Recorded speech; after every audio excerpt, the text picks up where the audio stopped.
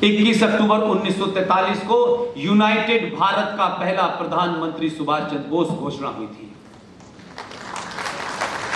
लेकिन क्या ऐसा हुआ, इतिहासकारों को, हमारे बुजुर्गों को इसमें जाना चाहिए। 43 में जो शख्स देश की आजादी की घोषणा करता है, वो 47 आते आते कहां गायब हो गया? किस कॉन्स्पिरेसी का शिकार हुआ वो? और मैं किसी फिल्मी ग्राउंड पे नहीं जाना चाहता। आज से 1 साल पहले तक,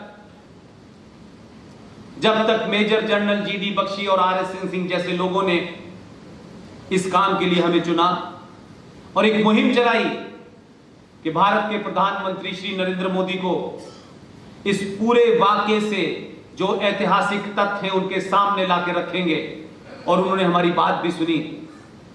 सारे तथ्य रखे गए, दुनिया भर से जितने भी मुआहदे करे हुए थे सब लाए गए, लाखों रुपया खर्च हुआ, सरकार से 1 पैसा नहीं लिया किसी ने। ईमानदाराना कोशिश जब भी आप करेंगे, किसी राजनीतिक स्वार्थ से नहीं करेंगे, मुझे पूरा विश्वास है कि आपको 100% सफलता मिलेगी। प्रधानमंत्री ने सारे कागजात देखे, सारे एक्सपर्ट्स को बुला लिया उन्होंने, और ये बात एक्सेप्ट की कि सुभाष बाबू के साथ उस वक्त की सरकारों ने जघन्य अपराध किया है। लेकिन इस व्यवस्था में कैसे लोग बैठे हुए थे, उसकी एक मिसाल है। मैंने कल भी राजपीपला में इस बात को कहा। उन्होंने तय किया कि मैं 21 अक्टूबर को, जिस दिन घोषणा की थी सुभाष बाबू ने आजादी की, उस दिन लाल किले पे जाऊंगा और दोबारा झंडा फहराऊंगा। और वो गए, उन्होंने फहराया झंडा। लेकिन महत्वपूर्ण बात यह है कि जब वो झंडा फहराने जा रहे थे, जाते जाते उन्होंने एक ऑफिशियल अपने अकाउंट से ट्वीट किया। मुझे नहीं पता आप में से कितने लोगों ने उस ट्वीट को पढ़ा। उन्होंने अपने ट्वीट में कहा कि मैं जा तो रहा हूं झंडा फहराने, लेकिन मुझे पता है लोग मेरे बाल नोच लेंगे। भारत के प्रधानमंत्री को, जो सत्ता के शीर्ष पे बैठा है, सारी व्यवस्था उसके अंडर है, उसके बावजूद भी उसको पता था कि इस व्यवस्था में ऐसे लोग हैं जो माहौल को खराब करेंगे। लेकिन वो गए, उन्होंने झंडा फहराया। यह आजाद भारत में पहली बार हुआ कि भारत का प्रधानमंत्री लाल किले पे दूसरी बार झंडा फहराने गया। लेकिन जब झंडा फहराया तो लोगों को दूसरी बात नहीं पता थी। नीचे उतर के, मैंने सुना है वो शख्स जो हैं आने वाले हैं बड़ौदा में, एक प्रोफेसर को बुलाया और कहा कि आज की डेट से 23 जनवरी के बीच में मुझे इसी लाल किले के अंदर सुभाष चंद्र बोस का दुनिया का सबसे बेहतरीन म्यूजियम चाहिए। और जब वो म्यूजियम बना तो भारत के जितने भी प्रांत थे, वहां से कम दुनिया के 40 देशों ने, सिर्फ इस घोषणा के बाद 40 देशों ने, जो भी सुभाष चंद्र बोस की उनके पास निशानी थी, बिना 1 पैसा लिए लोग अमेरिका से, कैलिफोर्निया से, हांगकांग से चल के आए और उस म्यूजियम को दिया। वो म्यूजियम बन के तैयार हो गया, उसका इनॉग्रेशन भी किया उन्होंने। लेकिन साल भर पहले तक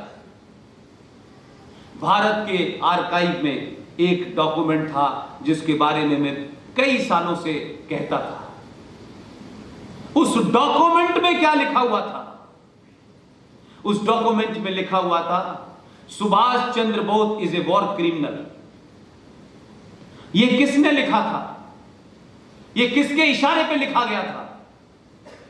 लिहाजा कौन से कारणों से, क्योंकि वो ब्रिटिश इंडिया के खिलाफ लड़ रहे थे, तो ब्रिटिश इंडिया के पाले हुए वो बौने लोग जो सत्ता पे बैठे, उन्होंने कहा कि ये तो वॉर क्रिमिनल है, इसने तो ब्रिटिश इंडिया के खिलाफ हथियार उठाया है। वो केस और वो बात आज तक लिखी हुई थी, 6 महीने पहले उसको रिकॉर्ड से हटाया गया।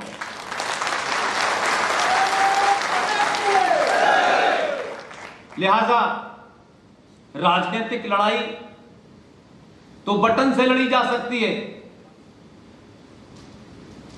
लेकिन व्यवस्था में बहुत लोग हैं अभी बहुत गहरी जड़ें हैं उनकी।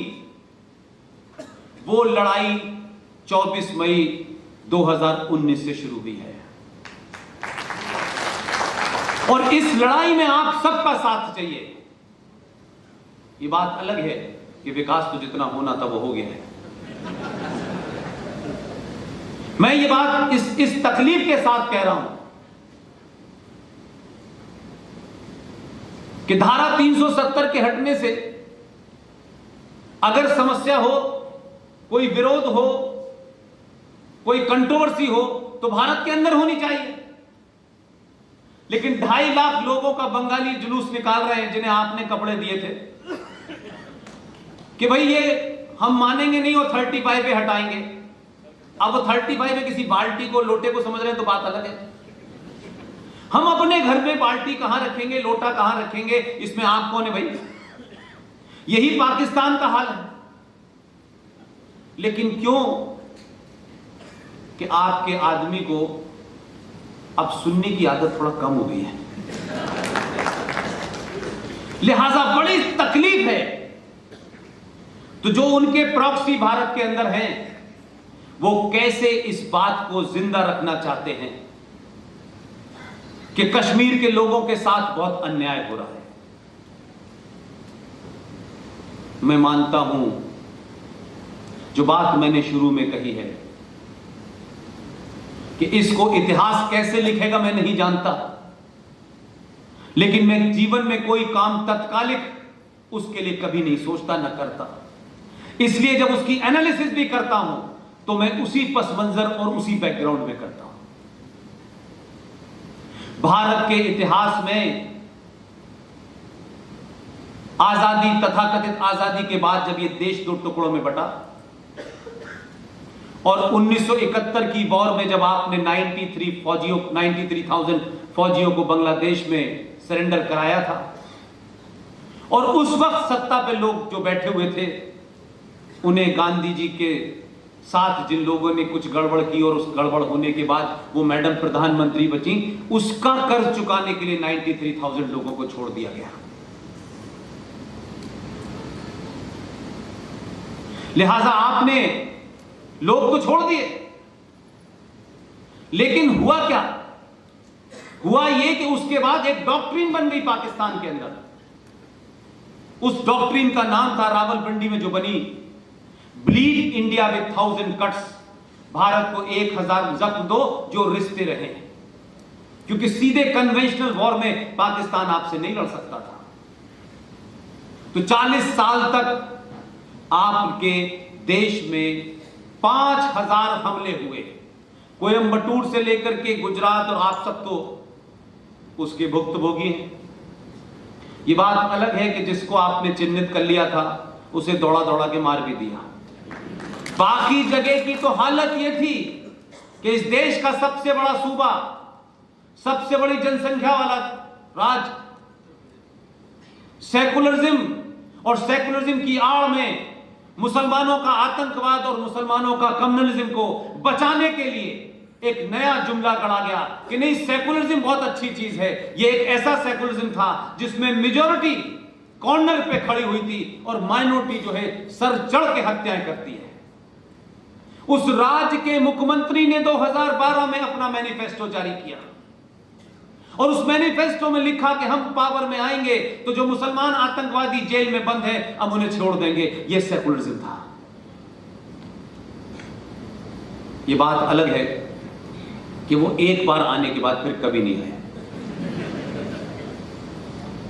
ये घटनाएं मैं इसलिए आपके सामने रख रहा हूं कि आप जब कुछ चीज की चर्चा नहीं करते तो लोग आपको समझते हैं कि आपको याद नहीं है।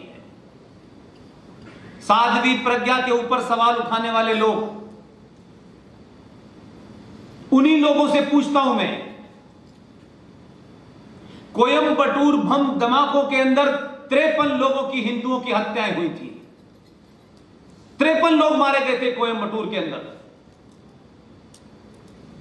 उस धमाकों का मास्टरमाइंड अब्दुल नजीर मदनी जेल में है, चार्जेस प्रूफ हो चुके हैं। लेकिन सेकुलरिज्म की पराकाष्ठा देखिए, केरला की सरकार जिसमें कांग्रेस शामिल थी, जिसमें मुस्लिम लीग शामिल थी और मुस्लिम लीग की सुपर मुस्लिम लीग कम्युनिस्ट पार्टी शामिल थी। तीनों पार्टियों ने केरला विधानसभा के अंदर एक रेजोल्यूशन पास किया कि अब्दुल नजीर मदनी साहब को छोड़ दिया जाना चाहिए। अगर इसके बरखिलाफ यह कहीं कहीं और हो जाता तो पूरे देश में सेकुलरिज्म खतरे में पड़ जाता। सेकुलरिज्म की आड़ में बहुत सारे ऐसे काम हुए हैं। एक और आपको मिसाल देना चाहता हूं। इंदिरा गांधी एक मजबूत लीडर थी, वो अपनी जगह है। इंदिरा गांधी के दौर में पंजाब की पॉलिटिक्स को साधने के लिए एक आदमी को क्रिएट किया गया, उसको हीरो बनाया गया। और जब वो गोल्डन टेंपल में चला गया, मैं ये स्टेट की मानसिकता की बात कर रहा हूं। हमारे यहां ऐसा लगता था state is against the nation, राज्य सत्ता एक राष्ट्र के खिलाफ काम कर रही है। यह मुझे 70 सालों में एहसास हुआ। आपने ऑपरेशन ब्लू स्टार का घोषणा कर दी। पंजाब में जो गोल्डन टेंपल सबसे पवित्र जगह है हिंदुओं के लिए भी और सिखों के लिए भी, और उस गोल्डन टेंपल में भी जो हरमंदिर साहब था, आपने फौज को अंदर भेजा, आपने तोपें चलवाई, आपने आर्मी का ऑपरेशन कराया, कई सौ लोग मारे गए, हरमंदिर साहब टूट गया, लेकिन इस देश में सेकुलरिज्म खतरे में नहीं पड़ा, क्योंकि मरने वाला के धर्म कुछ और था। लिहाजा उनके ऊपर गोली चलाने, उनके धार्मिक स्थल को तहस नहस करते में आपको चिंता नहीं हुई। और उसके बाद एक घटना घटी। कश्मीर नाम की एक जगह है, पूछेंगे कुछ दिन बाद लोग कि कश्मीर राज्य था या कश्मीर क्या था। उसी कश्मीर के अंदर पाकिस्तान से ट्रेंड एक कुख्यात आतंकवादी आया जिसके साथ 5 साथी थे, और वो छुप गया। उस जगह का नाम था चरारे शरीफ। बहुत लोगों को याद होगी वो बात। उस चरारे शरीफ के अंदर मस्तगुल नाम का एक टेररिस्ट जो पाकिस्तान से आया था, जिसने कई लोगों को मारा, भागते वक्त वो चरारे शरीफ के अंदर चला गया। 5 साल उसके साथ कई बड़े खूंखार आतंकवादी थे। भारत की सरकार घुटनों के बल बैठ गई। पूरी फौज कहती रही, वो उस वक्त के जनरल सब जिंदा हैं, उन्होंने कहा कि कोई चरारे शरीफ को हम आंच नहीं आने देंगे, हमें सिर्फ 15 मिनट के लिए ऑपरेशन करने दीजिए। लेकिन सेकुलरिज्म का तो मतलब ही कुछ और था।